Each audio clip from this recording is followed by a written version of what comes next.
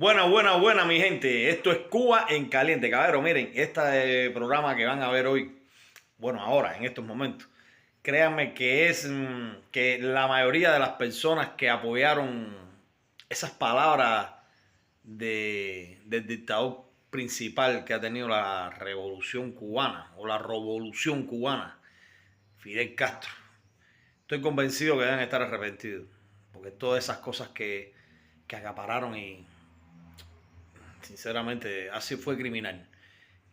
Vamos a ver también una reflexión sobre el adoctrinamiento del socialismo que nos tiene a nosotros, que nos tenían cuando éramos niños, nos tenían. No se pierdan eso, caballeros, créeme que se los recomiendo.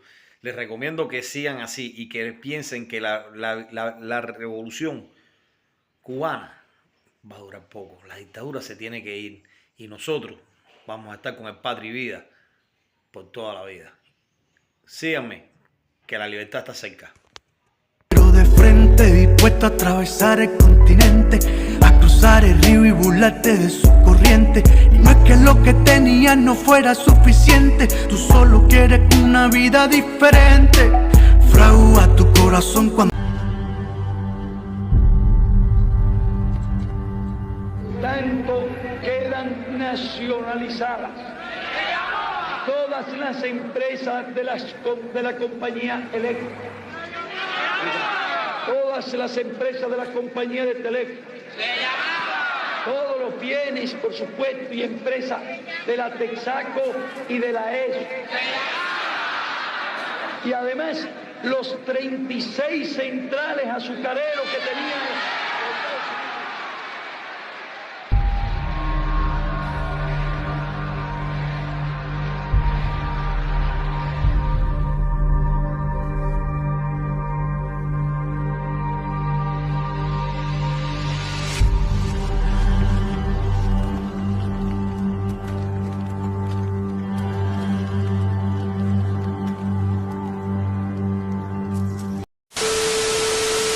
Yo creía que el socialismo era una enfermedad mental. Es decir, creía que tenían un problema de índole mental por el cual no podían entender los datos, o sea, porque siempre es impresionante, siempre vienen de espalda los datos. Entonces yo creí que, digamos, era un problema de algún problema mental con la matemática o con los números o con la lectura de los números. Bueno, y después me di cuenta que no, que es un problema, es una enfermedad del alma. Wow. Porque en el fondo el socialista lo que hace es esconder su resentimiento y su fracaso bajo la pátina del buenismo, de la generosidad y de ser bondadosos y de la caridad.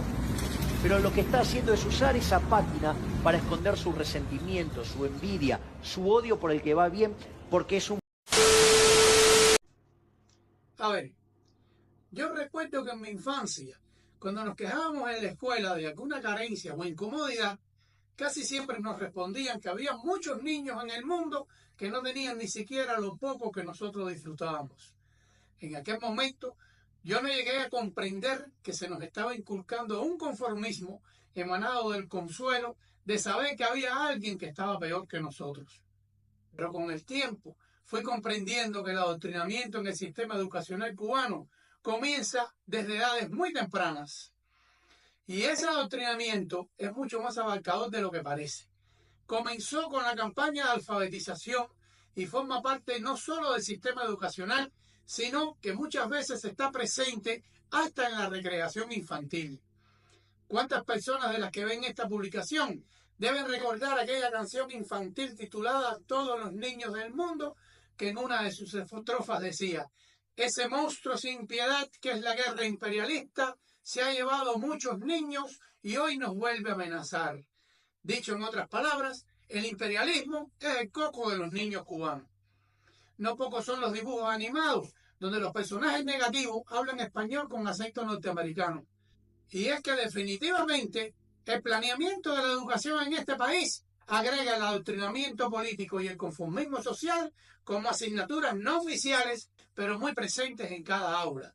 Y esas conductas están tan cinceladas en la mentalidad de este pueblo que se asume que la gente encuentra consuelo en frases como hay quien está peor que tú o yo también pasé por lo mismo. Y lo dicen con la mejor de las intenciones, sin percatarse que solo a los egoístas les puede servir de consuelo el pensamiento de que hay alguien que está peor o que haya pasado por un mal momento que les ha tocado vivir. Porque a las personas de bien son a las que les sirve de consuelo el saber que nadie más está pasando la peor o sufriendo de su misma penuria. Otra idea con la que se hipnotiza a nuestro pueblo es el concepto de que somos un pueblo generoso que no dona lo que nos sobra, sino que comparte lo poco que tiene. Eso suena muy bonito y cursi, pero es un comportamiento muy destructivo para quien lo practica. Soy del criterio de que la caridad es el alivio de la carencia, pero no la solución. Y es curioso como la mayoría de la propaganda trata de convencer a los ciudadanos de que ser rico es malo y hace a las personas malas, mientras que los pobres son buenos, honrados y felices en su pobreza.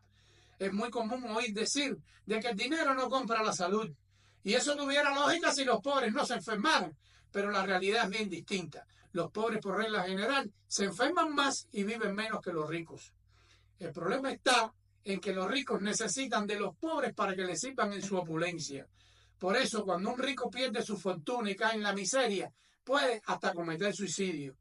El hombre como especie tiene una tendencia natural a ser inconforme y mientras más tiene y más sabe, más aspira a tener y más aspira a saber. Por eso, los gobernantes socialistas que basan la supervivencia de su poder en la existencia de la clase proletaria, limitan el crecimiento que puede alcanzar el individuo para evitar que alcance los niveles de la burguesía. Porque cuando un proletario alcanza ese límite, intentará cruzar más allá de esa línea que nos separa de la burguesía. Y el burgués necesita de un ambiente capitalista para seguir creciendo. Los gobernantes de este país han explotado el lado romántico del idealismo solidario entre los pueblos e hipnotizan principalmente a la inexperta y soñadora juventud con ese tipo de melodrama. Pero lo cierto es que cuando un país rico ayuda a un país pobre, el país pobre tiene una oportunidad de mejorar. Claro, si se actúa con inteligencia y no hacen lo mismo que hizo el gobierno cubano con la ayuda soviética. Pero cuando un país comparte lo poco que tiene con un país miserable, el resultado son dos países miserables. Por eso, cuando se tiene la responsabilidad de conducir una nación, hay que tener un sentido mucho más práctico y saber que primero hay que fortalecerse como nación para después poder ayudar a las naciones más necesitadas sin perjudicar a su propio país. Y eso es algo que Fidel nunca llegó a comprender o no le interesó asumir. Hundió a su pueblo en la miseria con tal de alimentar su imagen de salvador de los pueblos pobres del mundo. Y ahora somos una continuidad heredera de las consecuencias de aquellas decisiones que sin reconocer los errores cometidos se proclama independiente mientras baja la mirada y pasa el sombrero por todo el mundo, perdiendo dignidad a cambio de unas monedas. Y mientras tanto, el pueblo se debate en la miseria, perdiendo la decencia, perdiendo las buenas costumbres ciudadanas y perdiendo a su patria, emigrando hacia ese monstruo sin piedad que es el norte imperialista. Muchas gracias. Acelera, sabes que viene la última frontera.